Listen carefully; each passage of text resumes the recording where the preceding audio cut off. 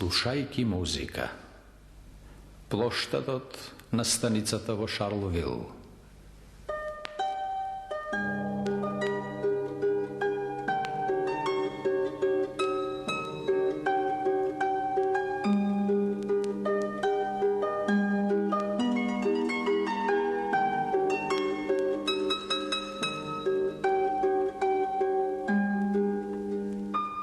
По площадот на кој се е скржаво си стега, кај што во строг ред се дрвја, цвеќења и клупи, граѓаните астматични мачени од джега во петок навечер влечат љубомори глупи.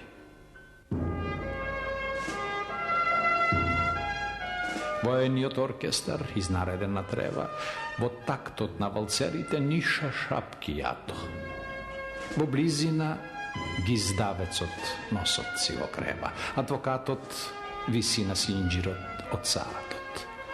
Рентиерите ги ловат тоновите грешни, чиновниците ги влечат дебелите дами, а крај нив како водачи на слонови, смешни, придружнички, со здол ништа шарени реклами.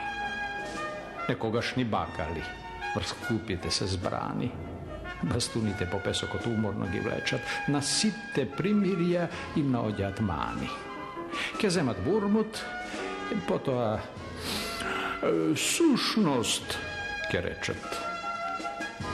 Откако врз клупата го плеснал својот задник, фламански дебелковец, во копчиње ласнат, од преполнето луле тутунот го слади, што ваму по патиштата крјумчарски стасал. Долж тревниците, нерани мајковци се клештат. Од трубите, донесени до влюбеност темна, војниците бебињата со тактика вешта ги галат, сушност гувернантките ги демнат. Немарно облечен, како студент, јас ги следам под костените темни девојчињата гласни. Знаејќи го тоа, се вртат и ме гледаат, се смеат, а очите им велат нешта јасни.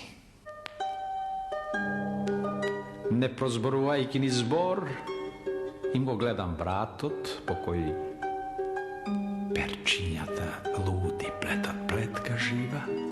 Под блузата, меѓу свили, го наоѓам патот кон грбот бел и божествен што надолу свива. Им соблекувам чевлички, а потоа чорап.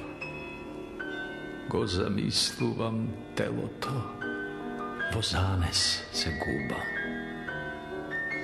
Ним сум им смешен, со шепот меѓу себе спорат. Врз усните нивни желба залепувам груба.